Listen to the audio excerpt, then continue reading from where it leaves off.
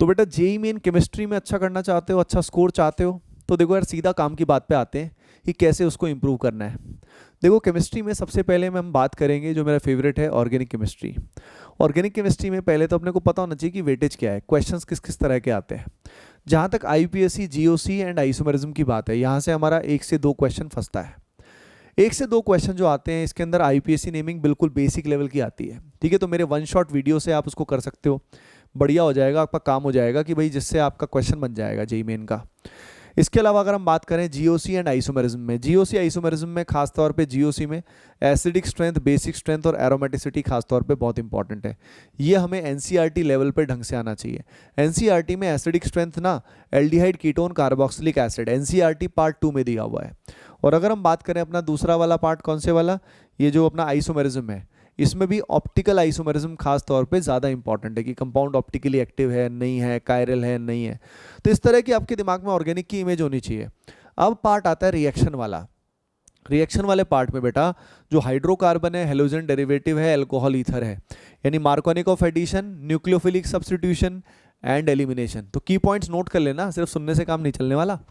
तो ये जो स्टार्टिंग वाला पार्ट है, इससे 1 से 2 क्वेश्चन पक्का आने वाले हैं।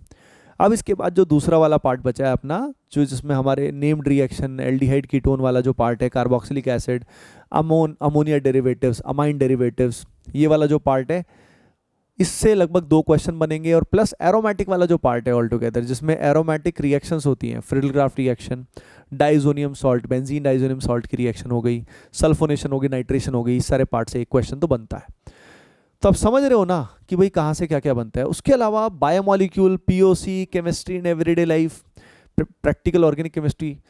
प्रैक्टिकल ऑर्गेनिक केमिस्ट्री से ट्रेंड चल रहा है कि 1 या 2 क्वेश्चन आ रहा है, तो पीओसी आपको कर लेना चाहिए जितना हो सके, ठीक है। काफ़ी क्वेश्चन, खासतौर पे पीओसी जो क्लास 11 वाला पार्ट रहता है ना, quantitative estimation, Kjeldahl, Dumas, Lassaigne extract, column chromatography, ये वाला पार्ट अपने को करना ही चाहिए हो सके तो, है ना। अच्छा, अगर आप मस्ट डू चैप्टर्स जानना चाहते हैं तो हमारी जो टेलीग्राम कम्युनिटी उसको तुम ज्वाइन कर लेना, डिस्क्रिप्शन में लिंक दिया हुआ है, उसको तुम ज्वाइन कर लेना। उससे तुम्हें डायरेक्टली वहाँ पे एक हमने बुलजाई प्लानर शेयर किया हुआ है। तो किसी भी सब्जेक्ट में इनफैक्ट जो कैटेगरी ए के चैप्टर्स हैं, उसमें मल्टीपल कैटेगरी के चैप्टर्स हैं, तो कैटेगरी ए के चैप्टर सबसे ज़्यादा वेटेज वाले हैं, उनको आपको ज़रूर कर लेना अच्छे से। याद रखना जितना भी करो अच्छे से करो, है ना। जहाँ तक केमिस्ट्री इन एवरीडे लाइफ की बात है, उसका आरओआई कम है थोड़ा, मतलब याद ज़्यादा करना है और क्वेश्चन आने के चांस कोई पक्का नहीं है, आ भी सकता है नहीं भी आए, ठीक है। उसके अलावा हमारा बायोमोलिक्यूल, पॉलीमर्स, इसमें भी biomolecules is a bigger chapter और क्वेश्चन कभी आता है कभी नहीं आता है। लेकिन पॉलीमर एक छोटा चैप्टर है जिससे क्वेश्चन अगेन कभी आता है कभी नहीं आता। तो polymer and POC has more ROI, that is return on investment, as compare to अपना दूसरे वाला पार्ट, ठीक है बेटा, क्लियर है। अच्छा, अब इसके बाद फिजिकल केमिस्ट्री की बात करते हैं। देखो फिजिकल केमिस्ट्री में it's all about solving question till and. हमारा फिजिकल केमिस्ट्री जिसका भी खराब होता है ना, वो कैलकुलेशन में फंस जाता है, कैलकुलेशन एंड तक नहीं करता है, तो ये गलती होती है, ठीक है। तो फिजिकल के जो क्वेश्चंस हैं, इसमें क्या होता है कि वेरियस चैप्टर जो हैं उनसे कुछ से क्वेश्चन आना फिक्स होता है। जैसे कि इलेक्ट्रोकेमिस्ट्री है, इससे क्वेश्चन आना ही तय है। केमिकल काइनेटिक्स है, क्वेश्चन आएगा ही। थर्मो वाला पार्ट है, क्वेश्चन आएगा ही। तो 3-4 क्वेश्चन तो आपके यहीं पे हो गए, है ना।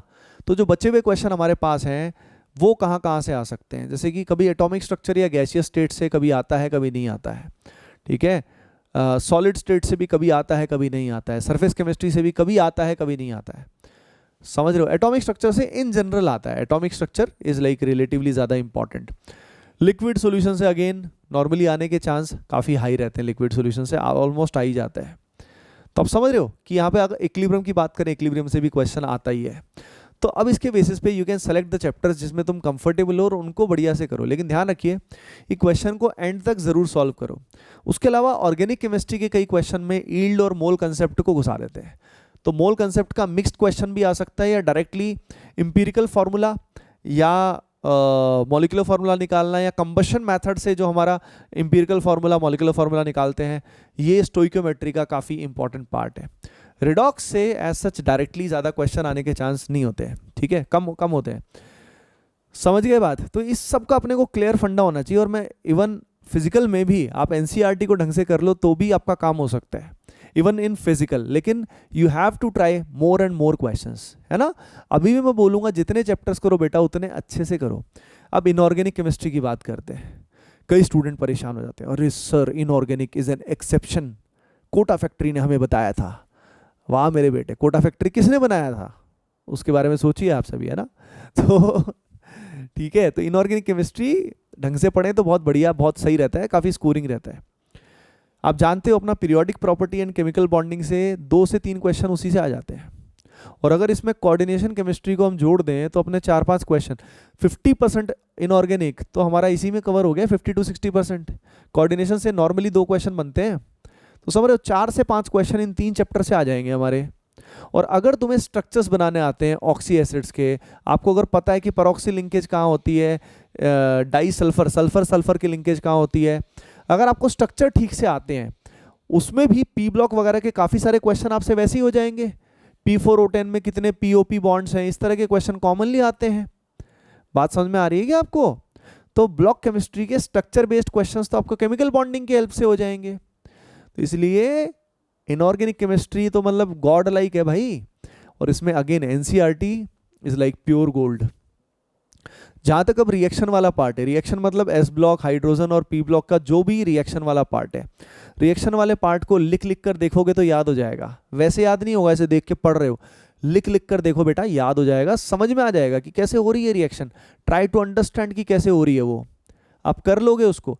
उसके अलावा जो उसमें एलोट्रॉप्स वगैरह रहते हैं, आइसोटॉप्स वगैरह रहते हैं, उनकी प्रॉपर्टीज़ को बस ज़रूर देख लेना, जैसे फॉस्फोरस के होते हैं, सल्फर के जो होते हैं, एलोट्रॉप्स कार्बन के जो होते हैं, ये अपने को पता होने बहुत ज़रूरी है, ठीक है। उसके अलावा पी ब्लॉक के अंदर हमारा जो ये इंटर हेलोजन कंपाउंड्स होते हैं, जो ये मान लीजिए ग्रुप 17 है ना, हेलोजन फैमिली जो है या नाइट्रोजन फैमिली, ये लास्ट वाली फैमिली दोनों खास तौर पे ज़्यादा महत्वपूर्ण होती है। लेकिन overall structure of oxy acids and structures of inorganic compounds is like very very important.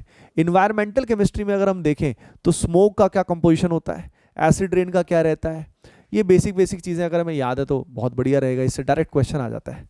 जैसे स्मोक के कंपोनेंट से भी रिसेंटली भी क्वेश्चन आया था। तो इन सब बातों का अगर आप ध्यान रखते हो ना, तो केमिस्ट्री इज़ फन। केमिस्ट्री में इतना ज़्यादा कुछ है नहीं। जैसे कि अगर हम बात करें तो हमारा केमिकल बॉन्डिंग की अगर बात करें तो केमिकल बॉन्डिंग में एक क्वेश्चन बहुत हाई चांसेस है कि स्ट्रक्चर से आएगा, शेप हाइब्रिडाइजेशन से, और एक क्वेश्चन हमारा मॉलिक्यूलर ऑर्बिटल थ्योरी यानी पैरामैग्नेटिज्म डाईमैग्नेटिज्म इस सब से आता है। मेटलर्जी से क्वेश्चन आने के चांस हाई रहते हैं, जिसमें नॉर्मली या तो किसी मेटलर्जिकल प्रोसेस के बारे में पूछ लेता है ना, या वो नॉर्मली कई बार क्वेश्चन डायरेक्ट ओर से आ जाता है कि बताओ भाई किस ओर के अंदर ये एलिमेंट प्रेजेंट है, या ये ओर किसका है या मैच द कॉलम भी बन सकते हैं। तो होपिंग दैट इससे तुम्हें केमिस्ट्री का अंदाजा लगा होगा कि देयर आर थिंग्स यार, you can deal with it, easy marks भी होते हैं, ठीक है, तो उसको करिए। होपिंग दैट बेटा इस वीडियो से आपको हेल्प जरूर मिलेगी। लाइक कर देना और कमेंट सेक्शन में जरूर बताना कि भाई कोई और परेशानी झेल रहे हो तो कमेंट सेक्शन में बताना, मैं आपकी हेल्प जरूर करूंगा। चलो फिर मिलते हैं नेक्स्ट पर्टिकुलर वीडियो में। Bye bye, take care and love you all.